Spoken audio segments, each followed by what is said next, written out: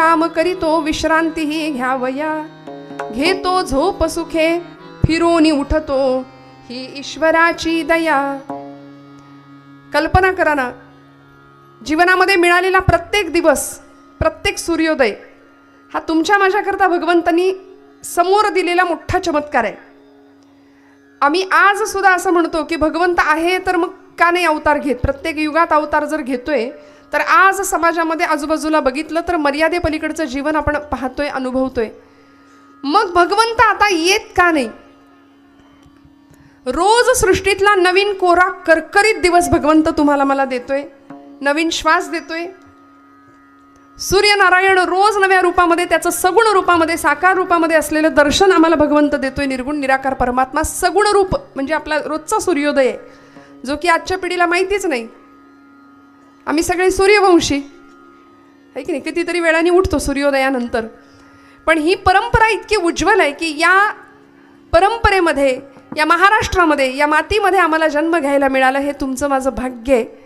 आपण संतांचे वारस आहोत या अर्थाने की खऱ्या अर्थी मनुष्य जन्माला आल्यानंतर इथे काय करायचं या सगळ्याची उत्तरं तुम्हाला कुठेही शोधायला जायची गरज नाही श्रोते हो. सगळ्यांची उत्तरं आम्हाला ग्रंथांमध्ये दिली आहेत. म्हणून 5 गोष्टी अशा आहेत: एक संत, एक पंथ, एक ग्रंथ, एक मंत्र आणि एक तीर्थ. विठ्ठल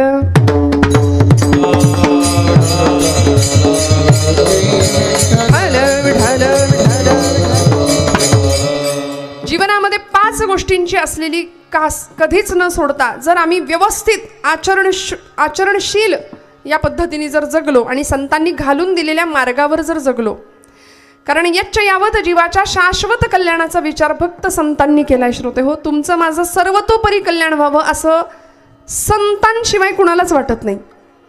का मी एवढं धाडसाचं विधान करेन? कारण तुम्ही म्हणाला आई वडील नाही का कल्याणाचा विचार करत. या इहलोकामध्ये आई वडील तुमच्या माझ्या कल्याणाचाच विचार करतील नाही असं नाही, पण एक क्षण असा येतो की संतांना सांगावं लागतं. विषय तो त्यांचा झाला नारायण, नावडे जन धन माता पिता. इहलोकीतली सगळी नाती बाजूला सारून अंतीचा नियंता पांडुरंग किंवा तेच नातं देवसोयरा देवसोयरा देवसोयरा दीनांचा बस म्हणाले. त्याच्यापेक्षा नातच नाही कुठलं. आपण ज्यांना आपलं आपलं म्हणतो ती मंडळी आपली नाहीत, हे पक्क डोक्यात ठाम ठेवावं माणसाने इथं आल्यानंतर बरं का.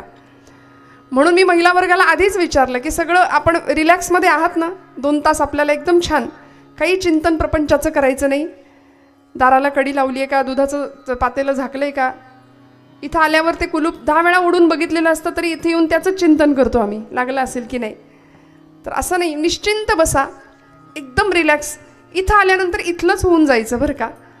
मी प्रामाणिकपणे हात जोडून आपल्याला विनंती करते की आपण कीर्तनामध्ये 2 तास, अत्यंत महत्त्वाचा वेळ ही अत्यंत महत्त्वाची आणि आपण ती इथे देतो.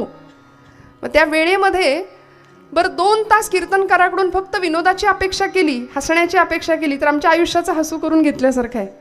त्यामुळे लाफ्टर शोज आपल्याकडे भरपूर आहेत आणि मला माहिती आहे, वक्त्यांची यादी वाचल्यानंतरच मला माहिती आहे की इथला श्रोता कसा आहे. कारण या श्रोत्याचा अधिकार मोठा आहे. आपण सर्व गुणीजन आहात.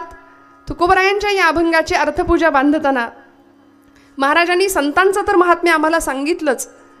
3 दुर्लभ गोष्टींमधली महापुरुष संश्रय ही आचार्यांनी सांगितलेली गोष्ट ती आज दुर्लभ होऊन बसली. संत आम्हाला शोधावे लागतात. सज्जनता नाही आहे का समाजामध्ये? आहे, पण दुर्जनता जास्त सक्रिय आहे. सज्जन निष्क्रिय झाले, दुर्जनांची सक्रियता वाढली. त्यामुळे समाजात संत, महात्मे, साधू, सत्पुरुष आता शोधावे लागायला लागले. बरं, साधू साधू म्हणजे फक्त भगव्या कपड्यातला शोधायचं का? रुद्राक्षांच्या माळा, दाढी, जटा, भगवे कपडे म्हणजे साधू का? नाही. ज्यांनी 6 धुतले, 6 धुतले, षडविकारांचा नाश केला आणि आमचं जीवन सगळं विकारांनी भरले असे भाडेकरू आणून ठेवले तिथे. 6 भाडेकरू आम्ही आमच्या हृदयामध्ये ठेवलेत.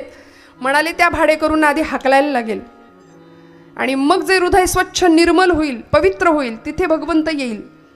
तुका म्हणे देह भरिला विठ्ठले, काम क्रोधे केले घर रीते. ते रीत करावं लागेल तेव्हा इथं विठ्ठल बसेल आणि त्याकरता संश्रय करावा लागेल महापुरुषांचा. म्हणून आचार्यांनी जीवनमुक्तीचा एक क्रम सांगितलाय आम्हाला. जीवनमुक्त होण्याची अवस्था काय आहे, कसं व्हायचं? सत्संगत्वे निसंगत्वम, निसंगत्वे निर्मोहित्वम, निर्मोहित्वे निश्चलत्वम, निश्चलत्वे जीवनमुक्ती. थोडा उलटा प्रवास करूया आपण. म्हणाले जीवनमुक्त व्हायचं असेल तर आम्हाला निश्चल व्हावं लागेल. आधी सगळ्यात पहिल्यांदा निश्चल व्हावं लागेल. निश्चल झाल्यानंतर आम्हाला निर्मोही व्हावं लागेल. निर्मोही झाल्यानंतर आम्हाला निस्संग व्हावं लागेल. आणि निस्संगी होण्याकरता आम्हाला सत्संग करावा लागेल. विठ्ठल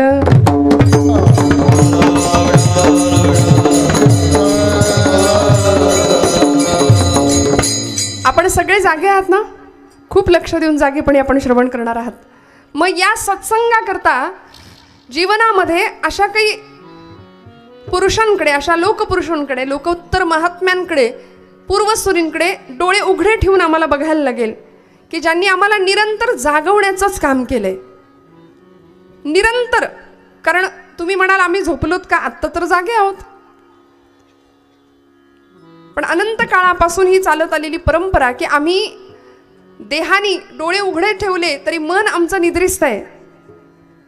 आणि त्या निद्रिस्त झालेल्या, बरं फार लांबचं नको, स्वातंत्र्य मिळाल्यानंतर आजपर्यंत एवढी वर्ष झाली आमच्या भारताला स्वातंत्र्य मिळून, मला खरं सांगा आजचा तरुण जागा आहे का?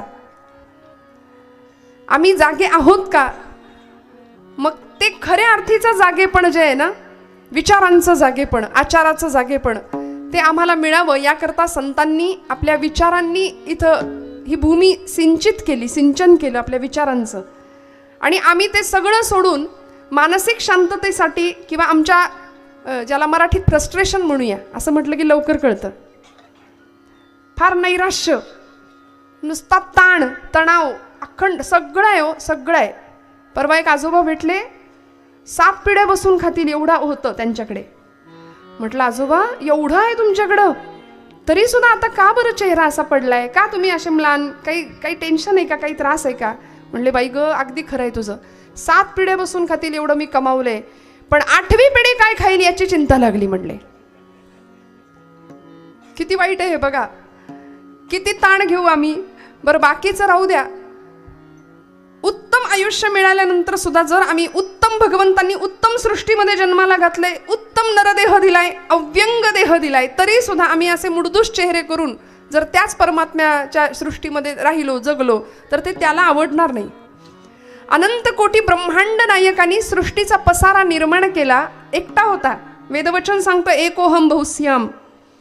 अनेक व्हायची इच्छा झाली त्याला, म्हणून आपल्या मायेचा आधार घेतला, पुरुषांनी प्रकृतीचा आधार घेतला आणि सृष्टीची निर्मिती केली. या निर्मितीमध्ये त्यांनी अनेक जीव निर्माण केले. म्हणून आपली निर्मिती आहे ना मानवांची, ती मनूपासून आहे बरं का.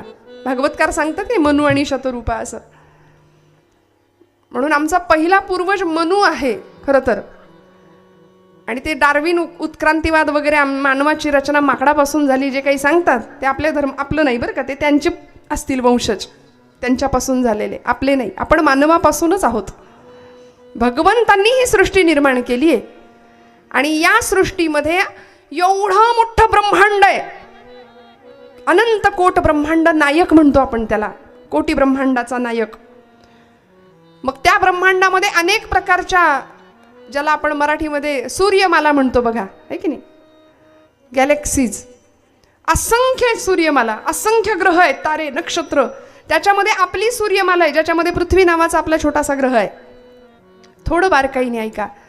त्या सगळ्या सूर्यमालेमध्ये पृथ्वी नावाचा आपला ग्रह ज्यामध्ये आपण राहतो, ती पृथ्वी सूर्यमालेच्या तुलनेमध्ये खसखस असते की नाही, महिला वर्ग घरातली आपली एवढीशीच आहे.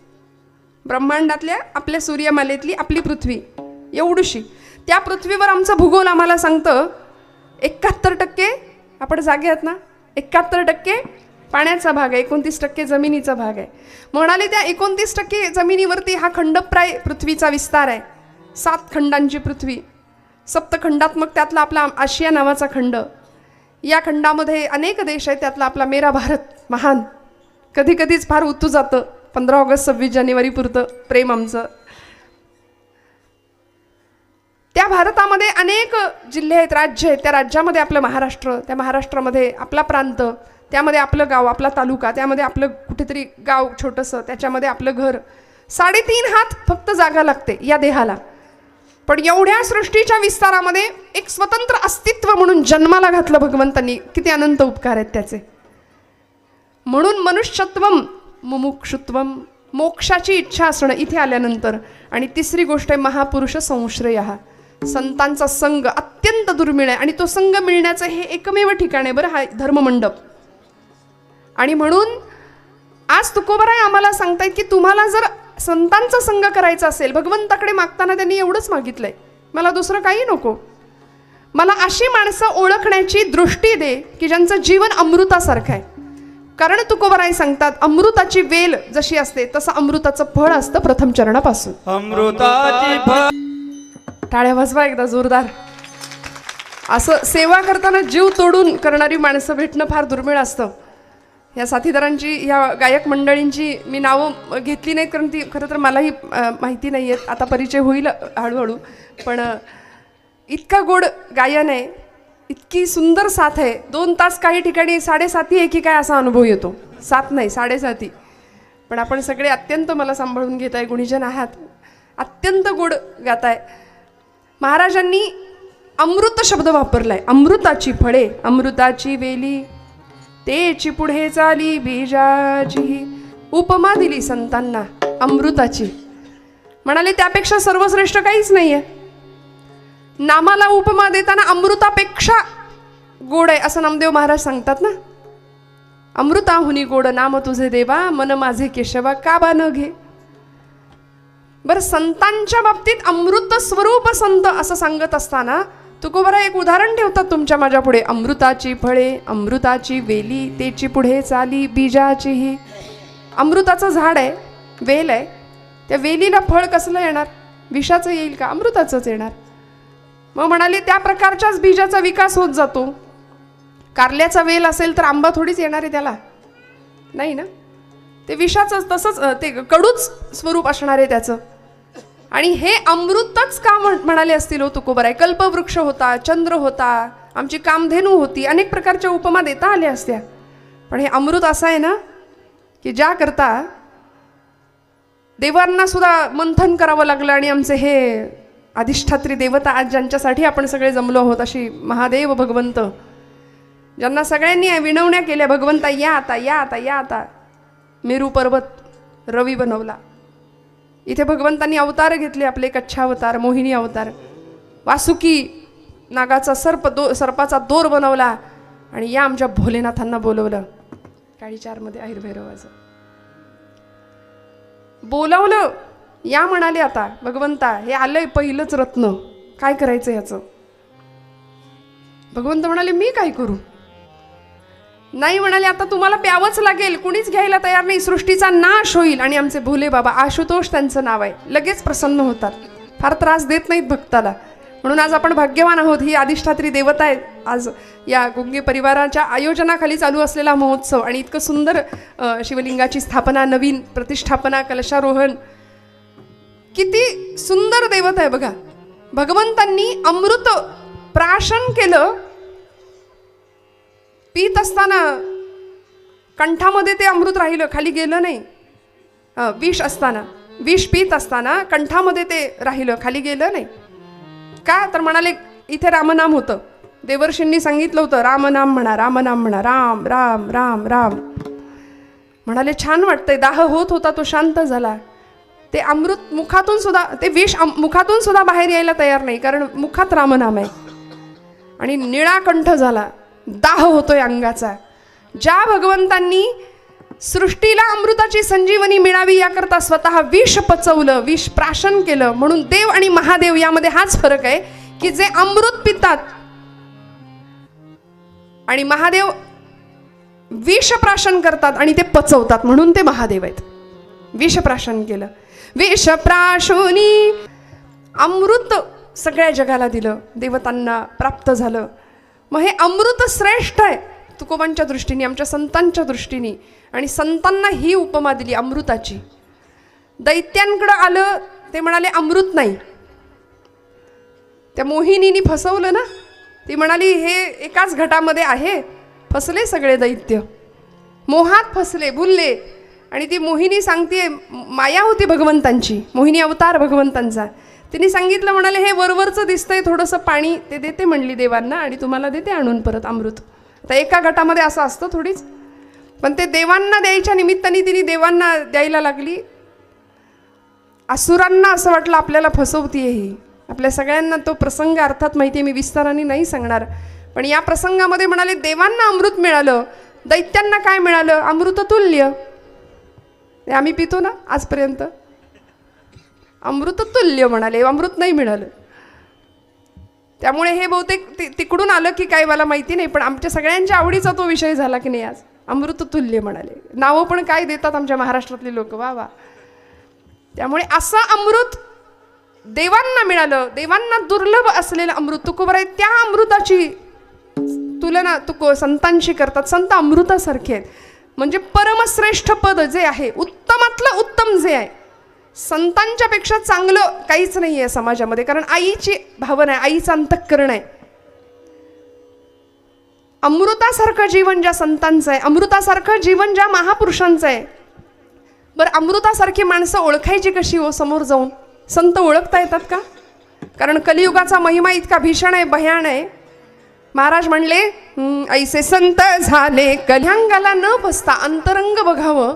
आणि भारतीय संस्कृतीने सुद्धा बाह्यांगापेक्षा आत्म्याचं सौंदर्य फार महत्त्वाचं मानलं की नाही. कलियुगामध्ये संत ओळखणं फार कठीण आहे. महापुरुष कोण महापुरुष आहे ओळखणं फार कठीण आहे. म्हणून सांगून दिलं, अमृताचं फळ कसं ओळखायचं? ती वेल अमृताची असते. मग ते बीज अमृताचंच असणार, शुद्ध बीजापोटी फळे रसाळ गोमटी. मग बीज शुद्ध असावं असं जर वाटत असेल ना, तर आमच्या तुकोबांच्या कनकाईकडे बघावं, वल्लोबांकडे बघावं, ज्ञानोबांच्या आई रुक्मिणीकडे बघावं, विठ्ठलपंतांकडे बघावं. घराघरामध्ये अमृतासारखी संतती जन्माला आल्याशिवाय राहणार नाही, तुकोबांचं म्हणणं आहे. आज तुमच्या माझ्या घरामध्ये अमृतासारखं जीवन असणारी मंडळी जर जन्माला यायची असतील ना, तर लेकरांना घेऊन कीर्तनाला आलं पाहिजे. मी नेहमी असं सांगते की मुलं इथं येऊन झोपली तरी चालतील कार्टी, पण इथे झोपेत जे ऐकतील ते चांगलं असेल, घरी जागेपणी टी व्हीवर जे बघतील ते वाईट असेल. त्यामुळे इथे येऊन झोपली तरी चालतील, पण हट्टाने घेऊन यावं. हट्टाने आपण म्हणतो तू घरात बस, तुला कार्टून लावून देतो, आणि आम्ही कीर्तनाला जाऊन येतो. मग बघणारं कार्टून, टी व्हीवर कार्टून, 2-2 कार्टून. त्या पोराला विचारलं की बाबा रे तुला भीम माहिती आहे का महाभारतातला? भीम कुठलं काय? भीम नाही माहिती ना, अर्जुन नाही, कुणीच नाही माहिती.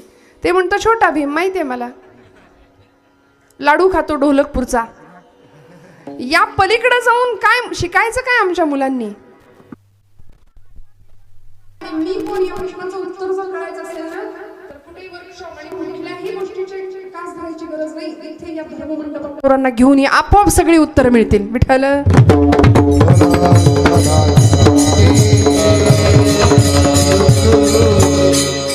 त्यामुळे तुकोबांनी अमृत कसं ओळखायचं म्हणाले, अमृतासारखी माणसं कशी ओळखायची. या भूमीमध्ये कलकत्ता प्रांतामध्ये एक असा योद्धा संन्यासी जन्माला येऊन गेला. योद्धा कधी संन्यासी नसतो आणि संन्यासी कधी योद्धा नसतो, पण ज्यांना उपमा दिली लोकांनी योद्धा संन्यासी, असे आमच्या भारताचे महापुरुष. अमृतासारखं जीवन होतं आणि जगाला सांगितलं. जेव्हा परदेशात जायचे ना, तेव्हा सगळ्या जगाला सांगायचे, कारण तो धर्म होता ख्रिस्ती धर्म. ख्रिस्ती मिशनऱ्यांचा असा आचार होता, तुम्ही सगळे पापी आहात म्हणायची ती मंडळी. तुम्ही सगळे पापी आहात, ईश्वराला शरण जा, आमच्या येशूला शरण जा, असं सांगायचे. त्यावेळी या महात्म्यानी जगासमोर असा संदेश मांडला, काही काळजी करू नका म्हणाले, तुम्ही सगळे परमेश्वराचे अंश आहात, अमृतस्य पुत्र आहात, असा संदेश दिला. तुम्ही अमृताची लेकर आहात, अमृतस्य पुत्र आहात. तुमच्या प्रत्येकाचं जीवन अमृतासारखं आहे. कशाला काळजी करता? आपण सगळी ईश्वराची लेकरं आहोत. आणि हे जगाला सांगणारा तो पुत्र या भूमीचा, या मायभूमीचा सुपुत्र होता. भुवनेश्वरी आईचं नाव, वडिलांचं नाव विश्वनाथ बाबू दत्त. कलकत्त्याच्या हायकोर्टाचे सुप्रसिद्ध वकील होते. आणि या मुलाला इतकं सुंदर घडवलं, वाढवलं. 16व्या वर्षी चटकपटक बोलण्याचा गुण येतो की नाही आमच्या पोरांच्या अंगात? बघा तुम्ही, घराघरामध्ये 16, 17, 20 वर्षाची मुलं झाली की आई बापालाच विचारतात, काय केलं आमच्यासाठी? विचारतात ना, काय केलं आमच्यासाठी? आता सातबाराच्या उतारावर आमचं नाव लावा, आता काय करणार आमच्यासाठी तुम्ही, काय केलं? तुम्ही जे करता ते कर्तव्यच आहे असं उलट सुलट बोलणारी पिढी ज्यावेळी घरात जन्माला येते ना, तेव्हा मला वाटतं या अमृतपुत्राचं चरित्र, तुकोबांचं चरित्र, ज्ञानोबांचं चरित्र या पिढीला ऐकवलं पाहिजे. हे टाळ्या वाजवा जरा यांच्यासाठी. वा वा. आता ही उठणार नाही आहेत शेवटपर्यंत. तुमच्यासाठी टाळ्या वाजल्या ना, हालायचं नाही आता. मस्त गोष्टी ऐका रोजच्या कीर्तनामध्ये. रोज यायचं, रोज रोज. नाहीतर ते गाता माझी सटकली करत गावभर हिंडणारी पोरं आहेत आत्ता सध्या. वराती पुढे नाचणाऱ्यांची टोळीच्या टोळी बनतीये. लहानपणापासून जर आम्ही नाही त्यांना या पद्धतीचं सतत बाळकडू ज्याला म्हणतात ना, ते देण्याची फार गरज आहे. कसं होईल अमृतासारखं जीवन? या लेकरांनी विचारलं, बाबा तुम्ही माझ्यासाठी काय ठेवलंय मागे, काय केलंय माझ्यासाठी? विश्वनाथ बाबू होते, वडील होते, माता भुवनेश्वरी होती. आईनं सांगितलं, लेकरा, नरेंद्र नाव होतं लहानपणीचं.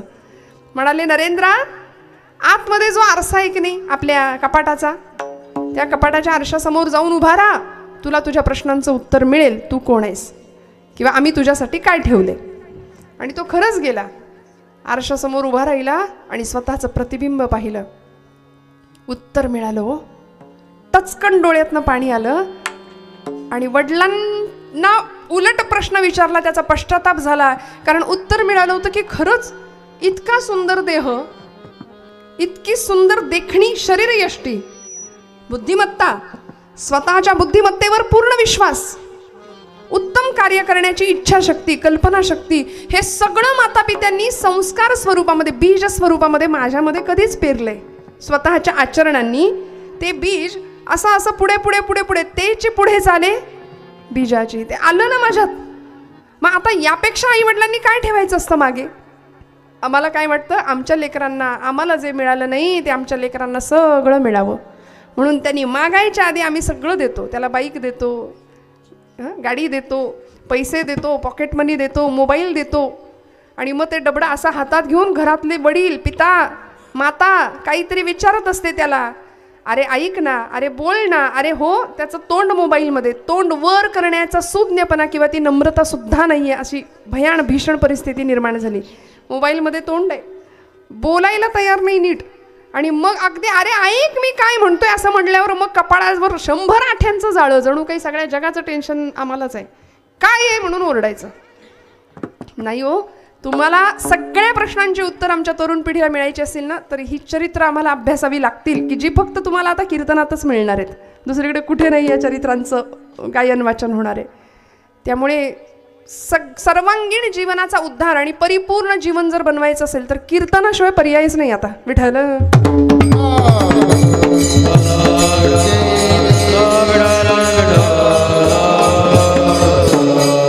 प्रश्नाचं उत्तर त्यांना मिळालं वयाच्या 5व्या वर्षी, ज्याच्या डोळ्यामध्ये स्वराज्याचं दिव्य स्वप्न पाहत होती अशी स्वराज्य जननी राजमाता जिजाऊ माऊली. अमृताची वेल होती. 5 वर्षाच्या लेकरांनी विचारावं, आई माझा वाडा कुठं आहे, माझा घोडा कुठं आहे, माझं सैन्य कुठं आहे. पुण्याच्या भूमीमध्ये आल्यानंतर राखेचे डोंगर साचले होते, माणसं परागंदा झाली होती, देशोधडीला गेली होती. इतकी भीषण अवस्था होती. आपल्याच माणसं आपल्याच घरामध्ये शिरून सुलतान, मुघल, आक्रमक आपल्याच घरच्या बाया बापड्यांना ओढत बाहेर नेलं जात होतं. आपल्या डोळ्यासमोर आपलं लुटताना बघण्यापलीकडे इलाज उरला नव्हता देशबांधवांकडे, आमच्या समाज बांधवांकडे. इतकी भीषण परिस्थिती होती.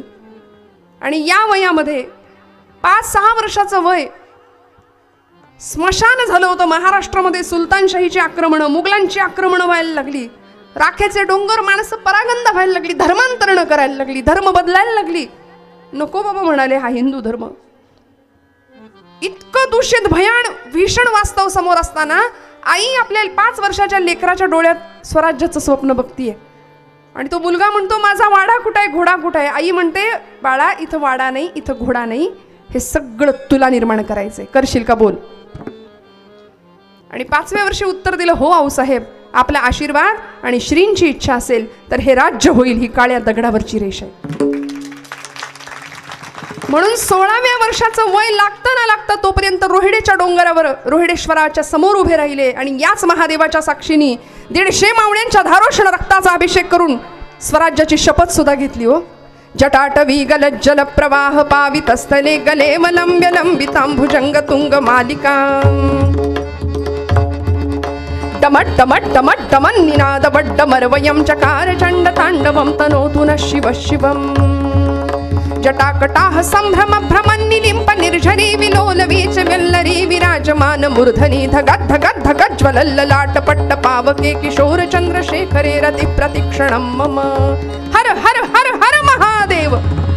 जागर होता सैन्याचा, कारण हे देवा तू विष प्राशन केलंस, स्मशानेश्वा क्रीडा हे तुझं भाग्य भगवंता.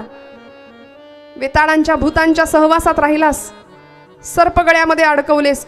खरं तर तुझा वर्ण कसा, काय भगवंतांचं वर्णन आहे. कर्पूर गौरम करुणावतारम संसारसारम भुजगेंद्रहारम सदा वसंतं हृदयारविंदे भवं भवानी सहितं नमामि. कर्पूर गौर असलेला भगवंत, कापरासारखा रंग आहे भगवंतांचा, गोरा. गात्रम भस्मसितं सितंच हसितं हस्ते कपालम सितम असं म्हटलंय. कंठे हार सितस सितस्तु वृषभः कर्णे सिते कुंडले. सगळंच. गंगा फेन सीता सीता मलजटा भाले सितश्चंद्रमा. सीत म्हणजे पांढरं शुभ्र असे भगवान शिव आहेत. पण चिताभस्म अंगाला फासलं, स्मशानात राहिले, विषप्राशन केलंस भगवंता, सगळं सहन केलं. आता ती तुझी जी ताकद आहे ना, आज तू आम्हाला दे विषप्राशन करण्याची. कारण जगाला अमृत द्यायचं असेल तर आम्हाला विषप्राशन करावं लागेल, हे आम्ही तुझ्याकडून शिकलो. आराध्य दैवत होतं तुळजापूरची तुळजाभवानी, इष्ट आराध्य देवता होती छत्रपतींची. का अमृतासारखं आयुष्य घडवलं आईनी, मार्गदर्शक म्हणून मागे उभी राहिली. आणि मग असा विस्तार होत गेला ना स्वराज्याचा. अमृताची फळे अमृताची वेली तेची पुढे चाली बीजाची. कितीतरी उदाहरणं सांगता येतील श्रोते हो. आज असं अमृतासारखं जीवन जर आम्हाला जगायचं असेल, आमच्या दृष्टीने असं संपन्न जीवन पुढच्या पिढीला द्यायचं असेल, बघा ना आजचा पालक वर्ग प्रत्येक वेळी मुलांना काय शिकवतो, मोठा हो, खाऊन पिऊन तब्येत छान कमव, भरपूर मोठा हो, आणि काय कर, खूप पैसा कमव. बस एवढंच जीवनाचं ध्येय आम्ही शिकवतो. भरपूर पैसा कमव, भरपूर मोठा हो, पण या देशाचा उत्तम सुजाण नागरिक हो, उत्तम माणूस म्हणून जगासमोर प्रदर्शित हो, हे सांगायला आम्ही विसरतो. म्हणून मला असं वाटतं ही चरित्र फार गरजेची आहे. तुकोबांच्या आई कणकाईने आणि बोल्हवानी काय भक्ती करावी, काय आदर्श ठेवावा समोर महाराजांच्या. बोल्होबा असे पंढरपूरला गेले, पिढ्यांची परंपरा होती, देवाकडे काही मागायचं नाही, उभे राहायचे आणि भगवंतांनी मान खाली घालावी, ही परंपरा. आई रुक्मिणी विचारायच्या, आई साहेब का हो मान का खाली घातली. भगवंत म्हणायचे, बघितलं नाही कर्जदार आलाय दारात. म्हणायचे कर्जदार हो, सावकार दारात आलाय म्हणायचे, सावकार. आणि सावकार दारात आला की कर्जदारांनी मान खालीच घालायची असते. भगवंत असे मान खाली घालून उभे, कारण इतकं कर्ज आहे या मंडळींचं माझ्यावर, नामाचं भक्तीचं ऋण आहे. दिवाळखोर नारायण त्याला बहुतांचे ऋण असं म्हटलंय महाराजांनी. ऋण फेडण्याकरता आला अवतार घेतला, पण कर्जबाजारीच झाला भगवंत. इतकं भक्तीचं ऋण भगवंत भक्तांचं वाढलं की काही मागितलंच नाही भक्तांनी भगवंताकडं, काही नाही. आमचं तसं आहे का हो, आमची लिस्ट भली मोठी असते आणि दिलं तरी झोळी फाटकीच कायम, कितीही द्या कितीही द्या. सकाम भक्ती आम्ही करतो, पण संतांना निष्काम भक्तीचा पाठ घराघरातनं दिला होता. बोल्होबांनी काहीच नाही मागावं. पुढच्या काळात तुकोबांना म्हणायचे, पांडुरंग परमात्मा तुकोबा, तुझ्या अख्ख्या पिढीत विश्वंभर भुवनांपासून आजपर्यंत कोणीच काहीच नाही माझ्याकडे मागितलं, तुकोबा तुम्ही तरी काहीतरी मागा. महाराज म्हणायचे, माझ्या वडिलांची मिराशी गा देवा, तुझे चरण सेवा पांडुरंगा, तुझे चरण सेवा वा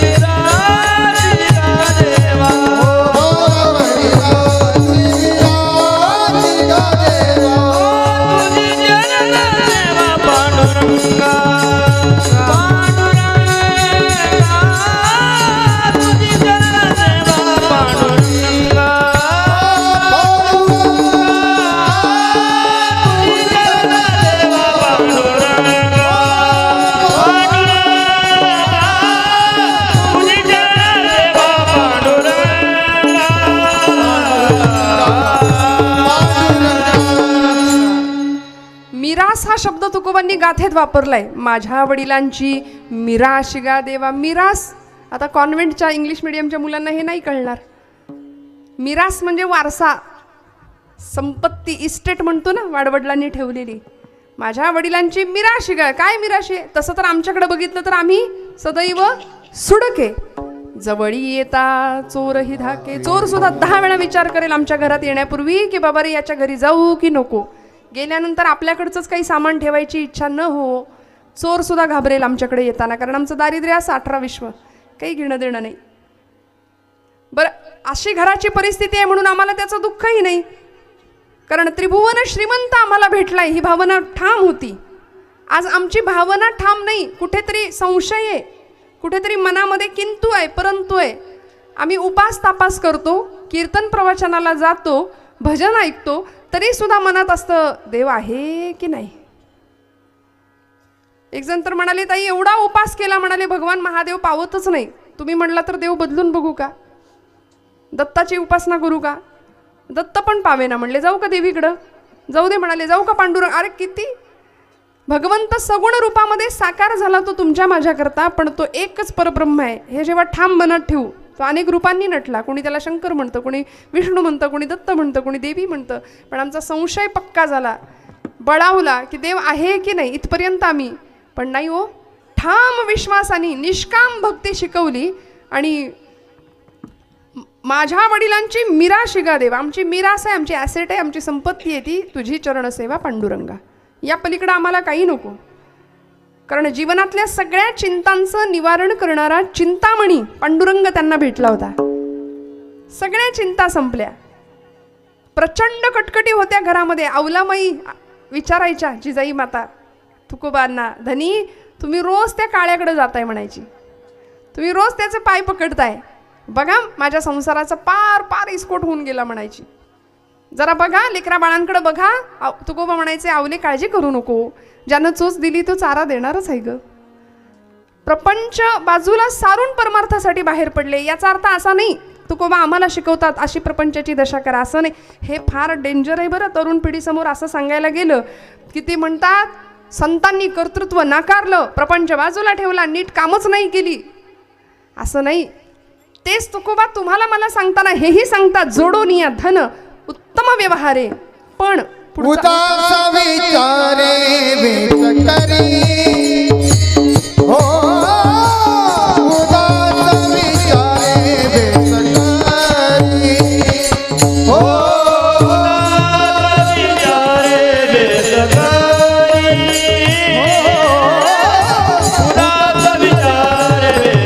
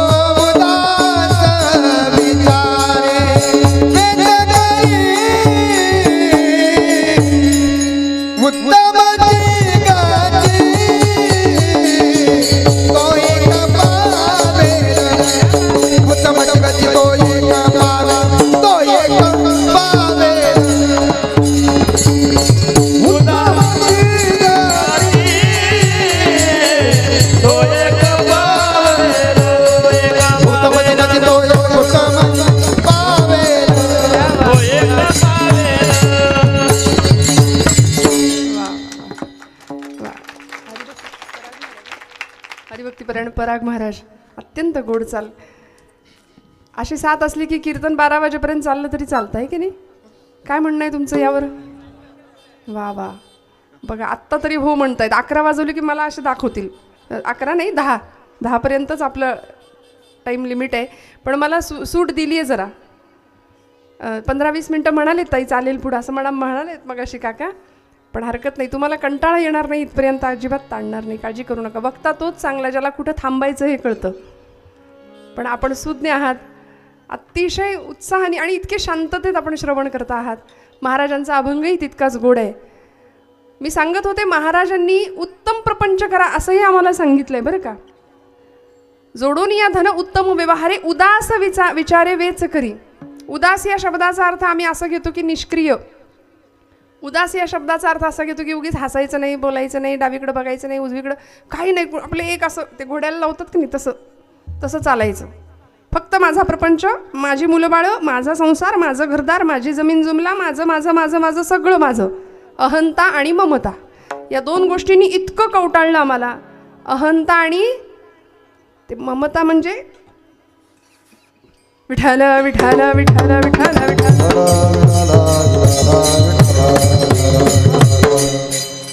ते तुमच्या डोक्यात कोणी व्यक्ती असेल तर तसं नाही. ममता म्हणजे माझं, अहंता म्हणजे मी आणि माझं. या 2 गोष्टी फार घातक आहेत की नाही. संतांनी तेच सगळं बाजूला केलं.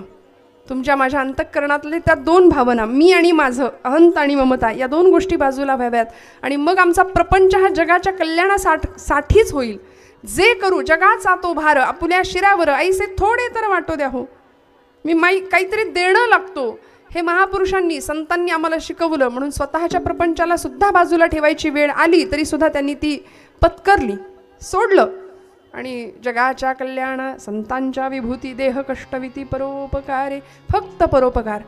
मग त्यांना काय किती करायचं त्यांच्याकरता? काय द्यावे त्याचे, काय द्यावे त्याचे, काय द्यावे त्याचे वामे उतराये, काय द्यावे त्याचे, काय द्यावे त्याचे, काय द्यावे त्याचे वामे उतराये.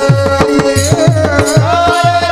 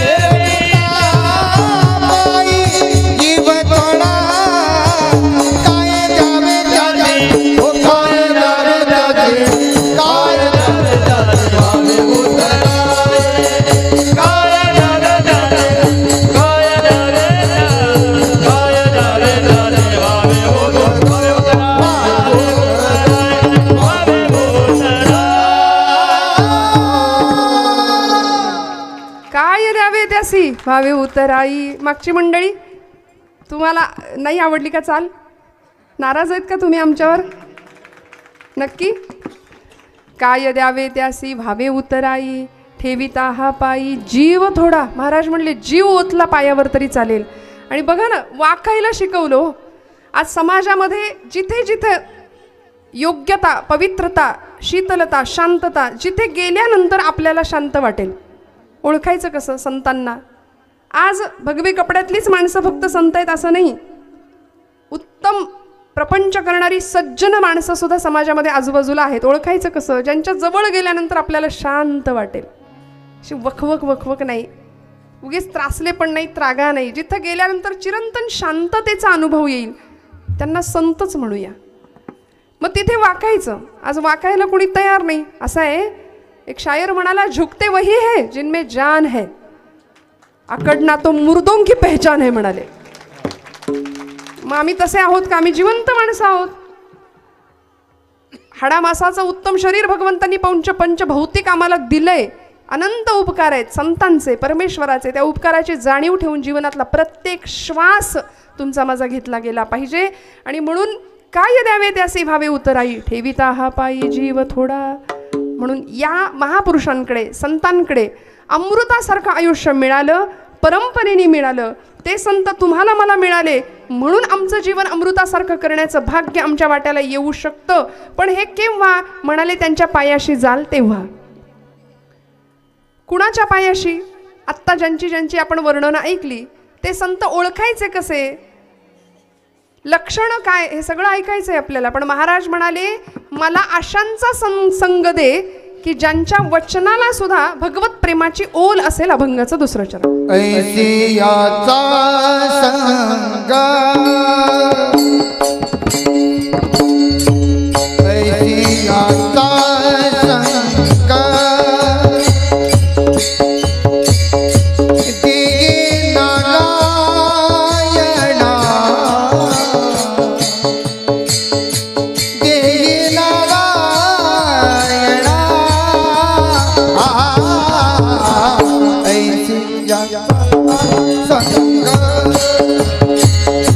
oh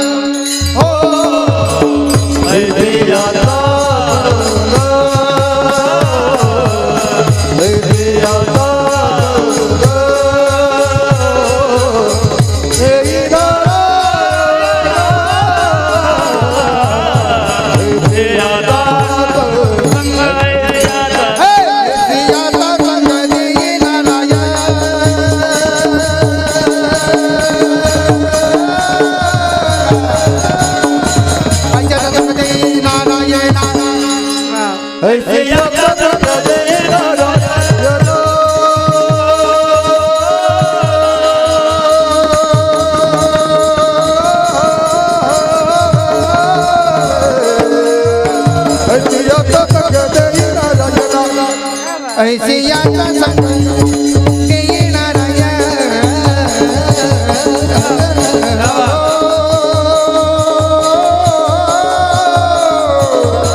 ऐसा संग देई नारायण ऐसियाचा संग देई नारायण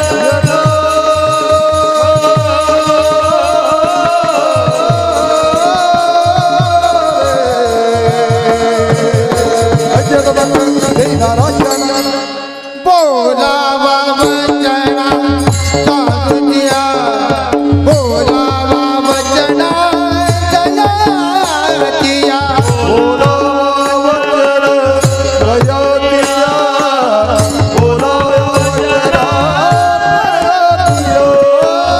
बोलावा वचना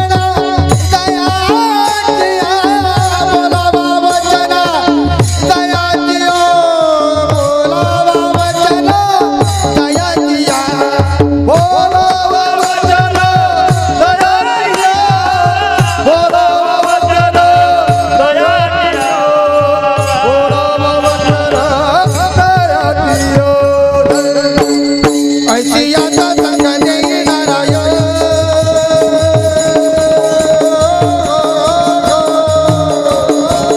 ऐसा संग देई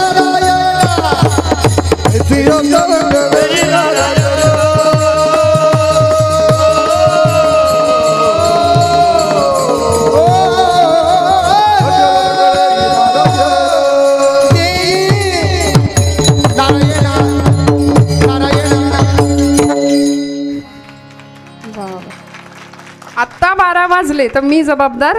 विठ्ठल विठ्ठल विठ्ठल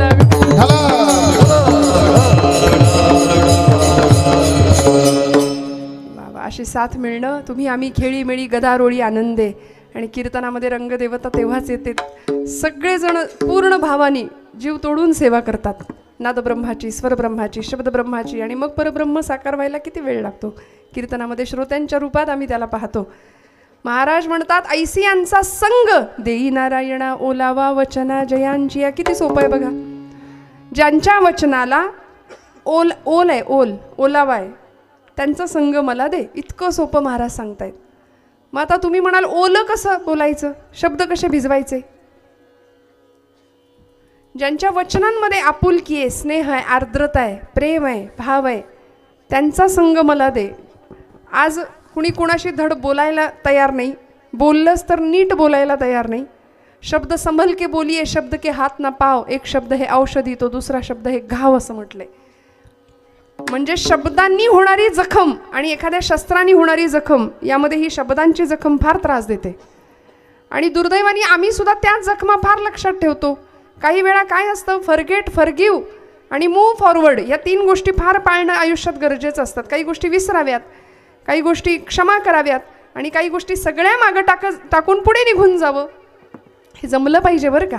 आम्ही तेच ठेवतो. 25 वर्षापूर्वी अमुक लग्नात मला हलकी साडी दिली, ते 25 वर्ष खतखतत राहतं डोक्यात, उरात अखंड तेच.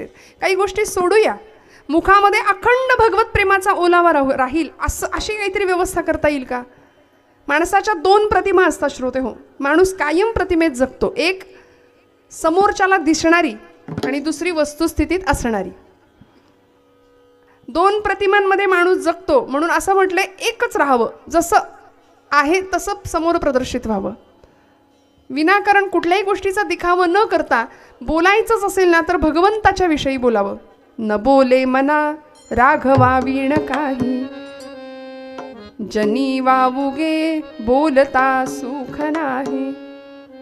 घडीने घडी काळ आयुष्यने तो, देहांती तुला कोण सोडू पाहतो. मनोबोध नावाचा समर्थांचा ग्रंथ आहे छोटा. मनाला उपदेश केले. बोलायचंच असेल तर म्हणाले रामाशिवाय कृष्णाशिवाय बोलूच नको.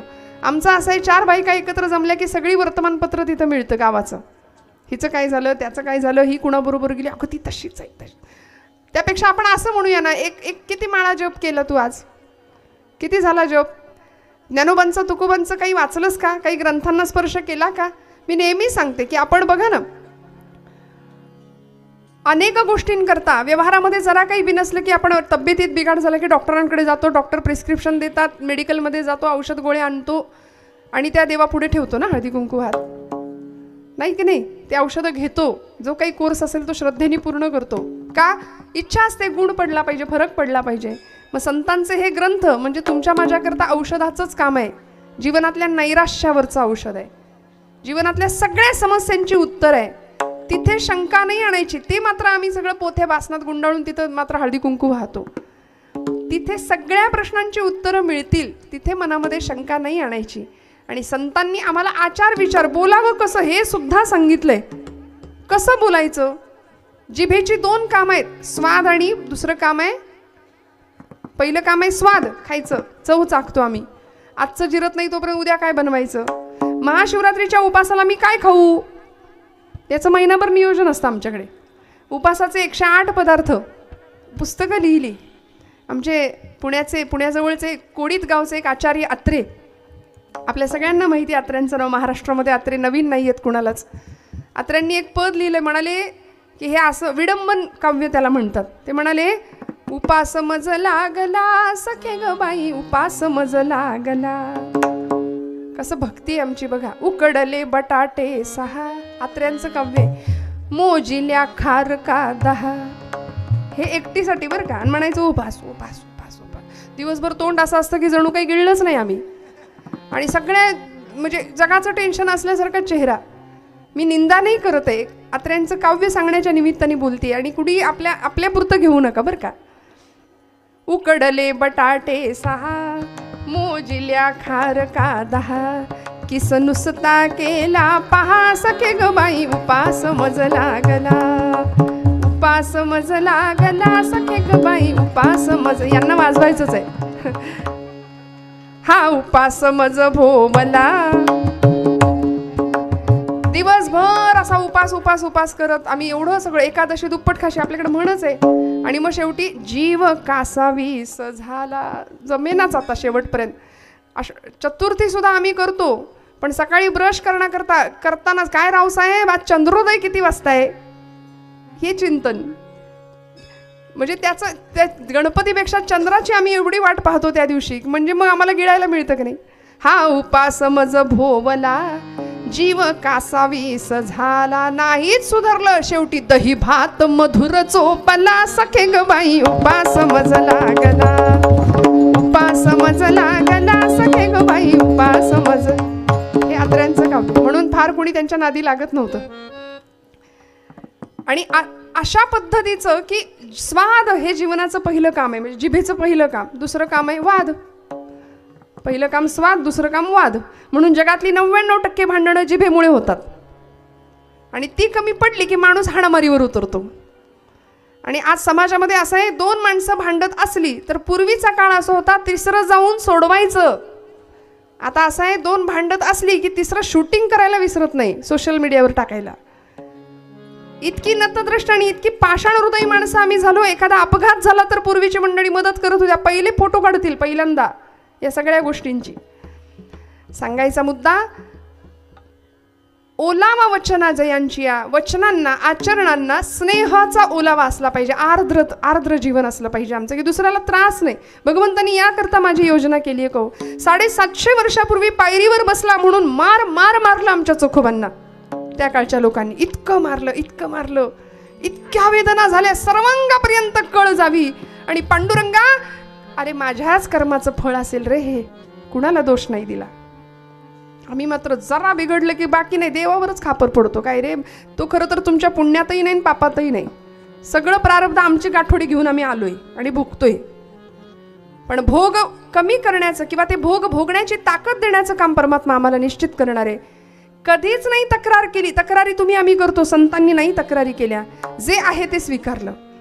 प्रारब्धाचे भोग. माझंच काहीतरी पूर्वजन्मीचं पाप आहे भगवंता, म्हणून मला असा अनुभव येतो. तुझ्या पायरीवर सुद्धा बसू देत नाहीत रे. विटाळ व्हायला म्हणाले, चोख्या चाल इथून निघून जा. अजिबात बसू देत नव्हते चोखोबांना. पण तरी सुद्धा भगवंताला बघायचे. सावळे सुंदर रूप मनोहर, राहो निरंतर हृदयी माझ्या. पांडुरंगा, मला बघू दे रे तुला, मला बघू दे रे तुला, म्हणून पायरीवर बसून राहायचे सारखे. जरा कुणी बाजूला झालं, कुणी नाही असं बघितलं की हळूच पांडुरंगाकडे मुखदर्शनासाठी जायचे. हकलून द्यायचे, मारायचे, बडवायचे. आणि पांडुरंगाकडं मागणं मागायचे कसे माहितीये? जोहार माई बाप जोहार, जोहार माई बाप जोहार, जोहार माई बाप जोहार माय बाप जोहार, जोहार माई बाप जोहार माई बाप जोहार माई बाप जोहार, जोहार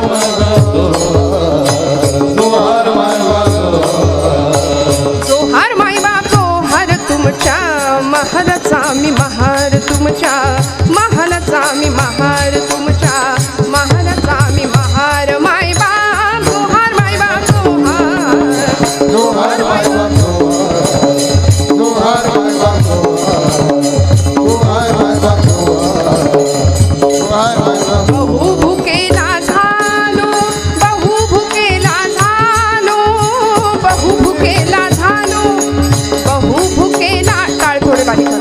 बहु भुकेला झालो, बहु भुकेला झालो, बहु भुकेला झालो, बहु भुकेला झालो, बहु भुकेला झालो.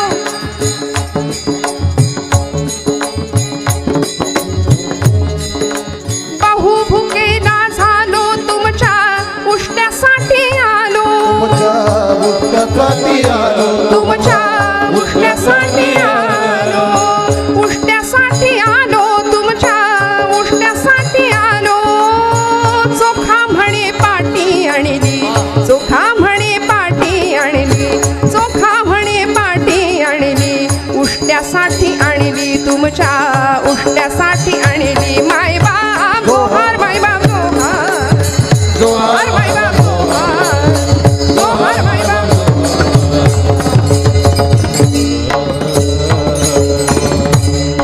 जोहार घालावा भगवंता.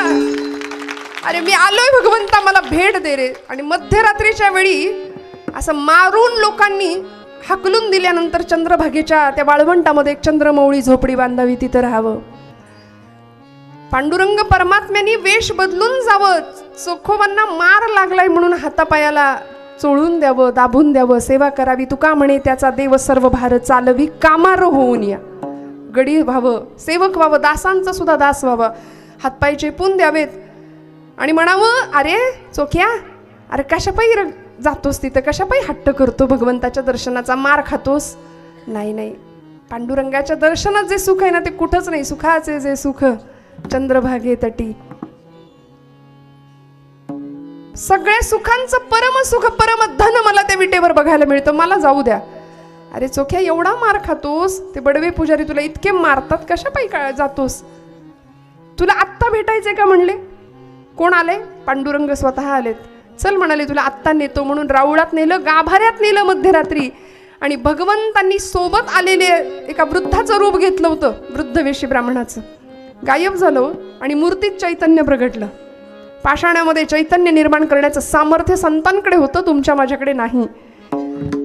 नामदेवांकरता भगवंत येत होता, चोखोबांकरता येत होता. जनाबाईंना आला सुळावरती देताना भगवंतांचं तेज प्रकट झालं, सगळ्यांना अधिकार कळाला. आज तुमच्या माझ्याकरता येत नाही, कारण तुम्ही आम्ही देवासाठी रडत नाही, आम्ही प्रपंचासाठी रडतो.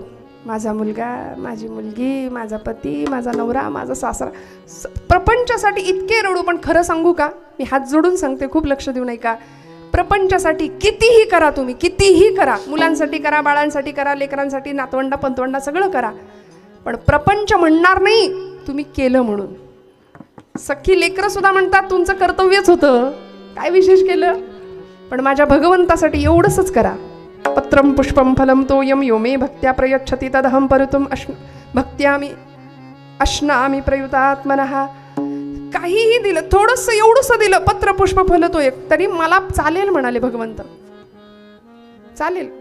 एवढंसं केलं तरी भगवंत लक्षात ठेवणार आहे आणि शेवटच्या क्षणाला तोच आपल्यासाठी येणार आहे. ओलावा वचना जयांची. आणि मग भगवंतानी स्वतःच्या गळ्यातला तो रत्नांचा हार तुळशी माळेबरोबर मुद्दाम टाकावा. आपल्या सगळ्यांना कथा माहिती आहे की ज्या रत्नहार गायब आहे म्हणून दुसऱ्या दिवशी सगळ्यांनी चोखोबांना पुन्हा बडवावं, मारावं, चंद्रभागेच्या शेजारी असलेल्या चोखोबांच्या गळ्यात रत्नहार दिसावा, पुन्हा त्यांना वाळवंटात शिक्षा द्यावी. पण काय हो, या सगळ्यातून मिळालं काय? खरं सांगू का, मिळालं ते परमधन की जे कुणालाही नाही मिळत असं धन मिळालं. भगवंतांनी सांगून ठेवलं पंढरपूरला या, माझं दर्शन घ्या, पण माझ्या आधी माझ्या भक्तांचं दर्शन घ्या. म्हणून नामदेवांकडून समाधी बांधून घेतली समोर चोखोबांची, ज्यांच्या अस्थी सुद्धा विठ्ठल विठ्ठल बोलत होत्या. नामदेव महाराज म्हणले हाडं उचलायचं, अस्थी उचलायची, कानाला लावायची, विठ्ठल विठ्ठल नाद आला की जमेस धरायची. ती चोखोबांची अस्थी. मंगळवेड्याच्या गावकुसवाच्या तटबंदीचं काम चालू असताना गावकूस अंगावर कोसळून कामगार मेले, त्याच्यामध्ये आमच्या चोखोबांचा देहांत. आणि मग या प्रकारे अस्थी गोळा करून आणल्या आणि तिथं समाधी आज पंढरपुरामध्ये. आधी चोखोबांचं, मग नामदेव पायरीचं दर्शन, आणि मग म्हणतो पांडुरंग परमात्मा मग मी तुम्हाला भेटेन. म्हणून अशा संतांचा संग देऊया. काय होतं हो, काय आचार होता.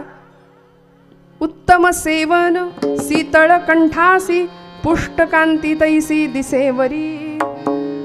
उत्तम सेवन खायचं, काय आचार काय करायचा. आता या सगळ्याचा आचार भ्रष्ट समाज आजूबाजूला आम्ही पाहतोय. आमच्याकडे परवा खूप मोठा सण झाला महाराष्ट्रात. कुठला हो? 31 डिसेंबर. मला आलं उत्तर पटकन, म्हणजे त्याला आम्ही सण म्हणतो हे निश्चित. विठ्ठल विठ्ठल विठ्ठल.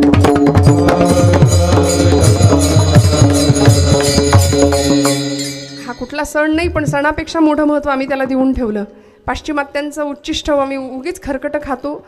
आमच्या श्रीमंतीकडे आम्ही लक्ष देत नाही. स्वामीजी म्हणतात आमची श्रीमंती आम्ही लक्षात घ्यायला तयार नाही. इंग्रज लोक किंवा पाश्चिमात्य लोक भारताकडे बोट दाखवतात मानसिक शांततेसाठी, आणि आम्ही सगळे त्यांच्याकडे जातो. अमेरिकेतल्या कित्येक शहरांमध्ये, टेक्सास सारख्या शहरामध्ये 10,000 पोरं एका वेळी गीता पठणाला बसतात, आणि आमची पोरं, आम्हाला वाटतच नाही की आमच्या मुलांना सुद्धा भगवद्गीता यावी, हरिपाठ यावा. आणि या सगळ्यातून जर आम्हाला काही साधायचं असेल ना, तर अमृतासारखं जीवन ते मिळावं याकरता संतांनी जे सांगितलं त्या आचार विचारांचा विचार करावा लागेल, आणि भगवंताला जे आवडतं ते करावं लागेल. विठोबा रखुमाई. बोला बोला.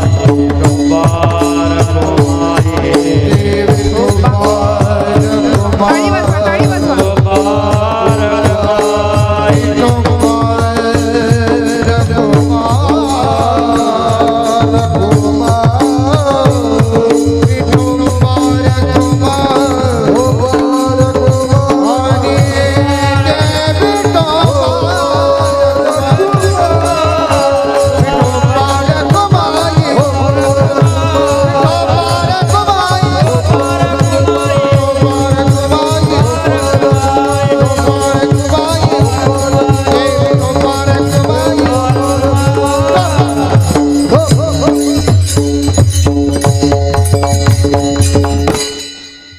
आता घड्याळ खुणवायला लागलं ना.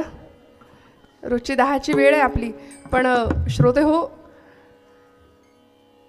नाम संतांनी आम्हाला दिलं, आचार दिला, विचार दिला, काय सेवन करायचं. उत्तम सेवन शीतळ कंठासी पुष्टिकांती तैसी दिसेवरी. एक दृष्टांताने मी माझ्या समारोपाच्या दिशेने जाणार आहे की संतांकडं पाहिलं की बघा ना, आजही हिमालयामध्ये असं म्हणतात, ज्यांनी हिमालय परिक्रमा केली, सहज 400 वर्षांचं आयुष्य आहे. असे साधू लोक तिथे आहेत. अस्थिपंजर झालेलं शरीर हिमालयामध्ये. मग आम्ही प्रपंचात राहून सुद्धा उत्तम सेवन शीतळ कंठासी पुष्टकांती तैसी दिसेवरी असं राहू शकतो की नाही. पहिली गोष्ट, मांसाहार हा माणसाचा आहार नाही. वाघाने एखादं श्वापद मारलं तर त्याला पाप नाही, कारण निसर्गाने ते त्याचं अन्न तयार केलंय. आम्हाला असं वाटतं की हा आमचा आहार आहे, माळा घाला माळा घाला असं सांगावं लागतं भक्तांना. संतांनी आचार सुद्धा दिला. ज्याच्या गळ्यात माळ आहे त्या माळेबरोबर पथ्य सुद्धा सांभाळायला सांगितलं. गळा माळ शोभे आत्मरूप शांती, भक्तिभाव दोन्ही धरू टाळ हाती, टिळा विरक्तीचा कपाळास न्यालो, आम्ही विठ्ठलाच्या भजनात झालो, आम्ही विठ्ठलाच्या भजनात झालो. भूक भाकरीची छाया झोपडीची निवाऱ्यास न्यालो, उब गोधडीची माया मोह साळे उगाळून प्यालो, आम्ही विठ्ठलाच्या भजनात झालो, आम्ही विठ्ठलाच्या. असं पथ्य जीवनाचं तुमच्या माझ्याकडून सांभाळलं जावं. आणि याकरता महाराजांनी एक उदाहरण दिलं की आमचं जीवन असं असलं पाहिजे, कुणाच्या संघामध्ये गेलो म्हणजे मग आमचं जीवन उद्धरून जाईल, त्याच्यासाठी एक वृक्ष आमच्या समोर ठेवला. आणि शेवटच्या चरणामध्ये महाराज म्हणतात भैरवीत, तुका मने तैसा होईजे संग, तुका मने तैसा होईजे संग, तुका मने तैसा होईजे संग, तुका मने तैसा होईजे संग.